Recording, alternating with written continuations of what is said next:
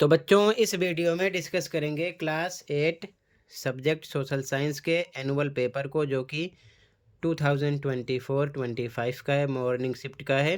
Complete paper के solution को discuss करेंगे। इसी वीडियो में देखकर प्रैक्टिस कर लो, ठीक है। सबसे इम्पोर्टेंट अभी तक जितने पेपर हुए हैं दोनों शिफ्ट के, उनके आंसर अपलोड हैं ऑफिशियल, जिससे आपकी कॉपी चेक होगी मॉर्निंग इवनिंग के।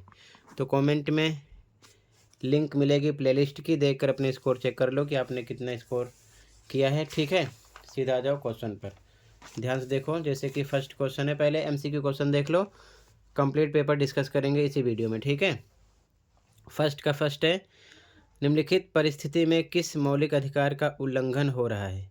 यहाँ पर क्वेश्चन है, यदि किसी राज्य का कोई नेता दूसरे राज्यों के लोगों को अपने राज्य में काम करने से रोकता है, तो वहाँ पर स्वतंत्रता का अधिकार, यहाँ पर एक करेक्ट हो जाएगा, इसका उल्लंघन हो रहा है।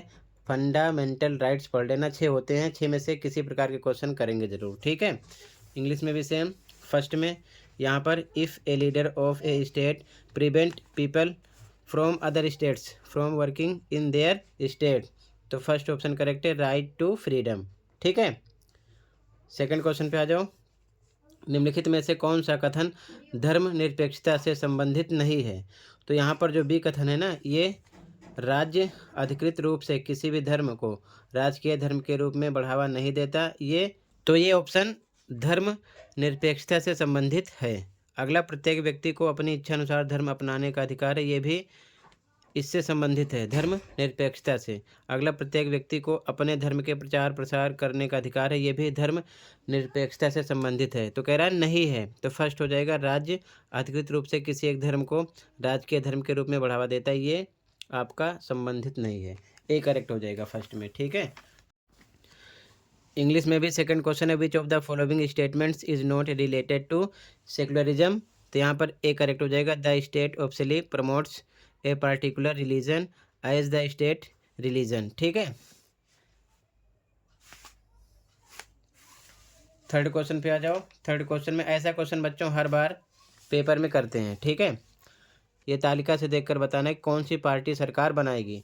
तो बहुमत किसको मिल रहा है, टोटल ध्यान से देखो, यहाँ पर कितनी सीटें हैं, 543 में से देखो सबसे हाईएस्ट है आर के पास 280 है, तो यही सरकार बनाएगी। तो यहाँ पर ऑप्शन दिया गया है, ठीक है, सी करेक्ट हो जाएगा, समझ गए।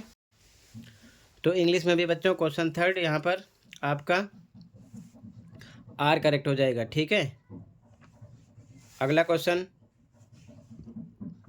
निम्न में से कौन सा अपराध दीवानी अपराध शाखा के अंतर्गत आता है।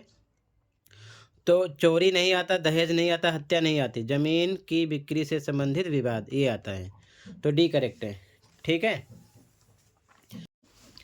Which of the following offences falls under the category of civil offences, तो यहाँ पर आपका डी करेक्ट हो जाएगा, ठीक है। Dispute related to the sale of land, ठीक है। आगे देखो,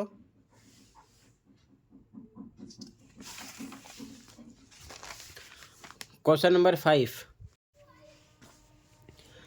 क्वेश्चन नंबर 5, निम्न में से कौन सा कथन जनहित याचिका यानी कि PIL के संबंध में सही नहीं है, तो सी करेक्ट हो जाएगा, जनहित याचिका केवल जिला अदालतों में दायर की जा सकती है, ठीक है, सी करेक्ट हो जाएगा। यहाँ पर 5 में आपका सी करेक्ट है, ठीक है। आगे देखो ध्यान से, क्वेश्चन नंबर 6। क्वेश्चन नंबर 6 है, भारतीय संविधान के किस अनुच्छेद के माध्यम अस्पृश्यता या छुआछूत का उन्मूलन किया गया है। तो यहाँ पर आपका अनुच्छेद 17 यानी कि आर्टिकल 17, ये क्वेश्चन कई बार रिपीट हुआ है, ठीक है, आर्टिकल 17 ये ध्यान में रखना, ठीक है। अगला क्वेश्चन है, चावल की कृषि के लिए आवश्यक है, तो सी करेक्ट है, उच्च तापमान, अधिक आर्द्रता एवं अधिक वर्षा, ठीक है। राइस कल्टीवेशन रिक्वायर्स, तो सी ऑप्शन करेक्ट हो जाएगा, high temperature, high humidity and heavy rainfall, ठीक है। आगे देखो ध्यान से, क्वेश्चन नंबर 8, सुमेलित युग्म की पहचान कीजिए, तो सी करेक्ट हो जाएगा, रिलायंस इंडस्ट्रीज लिमिटेड, निजी क्षेत्र का उद्योग, ठीक है। तो यहाँ पर मैचिंग करना है। इंग्लिश में भी क्वेश्चन नंबर 8 है, identify the correctly matched pair, तो सी ऑप्शन करेक्ट हो जाएगा, ठीक है। रिलायंस इंडस्ट्रीज लिमिटेड जो आएगा प्राइवेट सेक्टर इंडस्ट्री में आएगा। ठीक है, आगे देखो, किसी क्षेत्र का जनसंख्या संगठन बताता है, तो ए करेक्ट हो जाएगा। क्षेत्र में पुरुष और स्त्रियां कितनी हैं तथा किस आयु वर्ग के हैं। ठीक है, the population composition of an area indicates, A option correct हो जाएगा। The number of male and female in the area and their age groups. ठीक है, आगे देखो ध्यान से, क्वेश्चन नंबर 10, उचित विकल्प की सहायता से नीचे दिए गए कथन में रिक्त स्थान की पूर्ति कीजिए। 1756 में अली वर्दी खान की मृत्यु के बाद डैश बंगाल के नवाब बने, कौन बने, तो सिराजुद्दौला। ठीक है, यहाँ पर आपका डी करेक्ट हो जाएगा क्वेश्चन नंबर 10 में, सिराजुद्दौला। ठीक है, आगे 19वीं सदी में विलय नीति की शुरुआत किसने की थी, तो लॉर्ड डलहौजी ने की थी, ए करेक्ट हो जाएगा। ठीक है, यहाँ पर लॉर्ड डलहौजी। ठीक है, ए करेक्ट हो जाएगा। आगे देखो, 1857 के विद्रोह का प्रारंभ किस स्थान से हुआ, तो मेरठ से हुआ था। ठीक है, मेरठ करेक्ट हो जाएगा यहाँ पर, ए ऑप्शन मेरठ। ठीक है, अगला, मई 1857 में ब्रिटिश ईस्ट इंडिया कंपनी के कुछ सिपाहियों ने नए कारतूसों के साथ अभ्यास करने से मना किया, क्योंकि उन्हें लगता था, क्या लगता था, तो उन्हें यही लगता था नए कारतूसों पर गाय और सूअर की चर्बी का लेप चढ़ाया गया है, इसीलिए मना किया था। ठीक है, यहाँ पर डी करेक्ट हो जाएगा। आगे देखो ध्यान से, 19वीं सदी में प्राच्यवादी विचारधारा यानी शिक्षा में भारतीय ज्ञान के समर्थक थे, तो कौन थे, विलियम जोन्स। ठीक है, विलियम जोन्स हो जाएगा यहाँ पर। ठीक है, आगे देखो, 1878 में पारित आर्म्स एक्ट के अनुसार क्या बताया गया, भारतीयों द्वारा अपने पास हथियार रखने का अधिकार छीन लिया गया। ठीक है, ये उनके अनुसार था। ठीक है, बी करेक्ट हो जाएगा। The right of Indians to keep weapons was taken away. ठीक है, आगे देखो ध्यान से, अब इसके बाद में बच्चों एमसीक्यू क्वेश्चन कंप्लीट हो गए हैं। सबसे पहले आप कंप्लीट क्वेश्चन देख लो, फिर कंप्लीट पेपर की आंसर की इसी वीडियो में शो करेंगे, फिर आप कंप्लीट पेपर का सॉल्यूशन देखकर प्रैक्टिस कर लेना। तो क्वेश्चन नंबर 2, 3, 4, 5, 6, 7, 8, 9। ठीक है, इंग्लिश में भी क्वेश्चन देख लो सेक्शन बी का, क्वेश्चन नंबर 2, 3, 4, 5, 6, 7, 8, 9। ठीक है, अब आगे देखो ध्यान से, सेक्शन डी क्वेश्चन नंबर 10। ठीक है, इसके बाद में क्वेश्चन नंबर 11 है। ठीक है, इधर भी इंग्लिश में भी क्वेश्चन नंबर 10। ठीक है, क्वेश्चन नंबर 11 है। आगे देखो ध्यान से, क्वेश्चन नंबर 12, क्वेश्चन नंबर 13। पहले क्वेश्चन देख लो फिर सॉल्यूशन। ठीक है, इंग्लिश में भी क्वेश्चन नंबर 12, क्वेश्चन नंबर 13। तो क्वेश्चन पेपर कंप्लीट हो गया है। आगे क्वेश्चन नंबर 14 है। ठीक है, क्वेश्चन नंबर 14 है, तो क्वेश्चन पेपर कंप्लीट हो गया। अब ध्यान से देख लो कंप्लीट पेपर की आंसर की।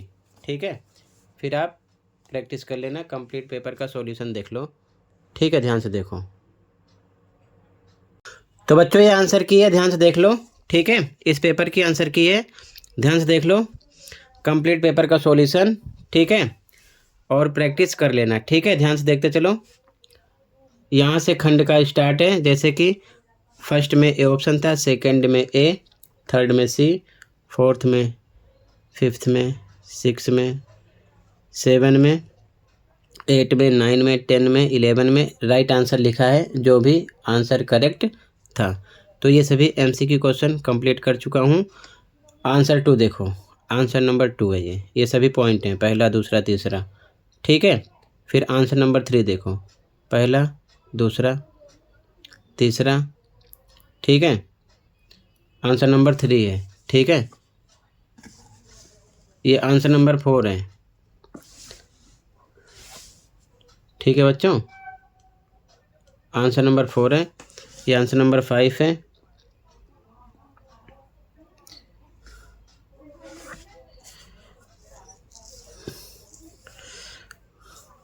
आंसर नंबर 6 में ए का आंसर है। 6 में आंसर नंबर ए, अथवा का आंसर है, बी का आंसर है 6 में, ठीक है, बी का आंसर है। 7 का आंसर है, 7 में ए का आंसर है, ठीक है। ये सभी पॉइंट हैं 1 2 3 4। कोई अन्य महत्वपूर्ण बिंदु भी लिख सकते हो, अथवा बी का आंसर है ये, ठीक है। 7 में बी का आंसर है, ये सभी पॉइंट हैं, ध्यान रखना। फिर क्वेश्चन नंबर 8 का आंसर है, 8 में ए का आंसर है ये, ठीक है। इसके बाद में 8 में अथवा का आंसर है बी का, ठीक है। ये सभी पॉइंट हैं। इसके बाद में क्वेश्चन नंबर 9 का आंसर है, ठीक, ये सभी पॉइंट हैं, ठीक है। कोई अन्य महत्वपूर्ण बिंदु लिख सकते हो। उसके बाद में क्वेश्चन नंबर 10 में 10.1 10.2 10.3 का आंसर है। आंसर नंबर 11 है, 11.123 का आंसर अलग अलग लिखा है, नंबरिंग है, ठीक है। 12 का आंसर है 12.1 12.2 12.3 का आंसर है ये, ठीक है। इसके बाद में 13 का आंसर है 13.1 2 3 का आंसर है। इसके बाद में मैप वर्क आंसर नंबर 14 देख लो ध्यान से, ठीक है। 14.1 2 3 4 5 6 का आंसर है, ठीक। और ये आंसर 14 है मैप का, जलियांवाला बाग, दिल्ली, लखनऊ, झांसी, चंपारण, अहमदाबाद मेंशन करना था, ठीक है। तो ये कंप्लीट हुआ, मिलते हैं अगले वीडियो में। Thank you for watching and take care, okay.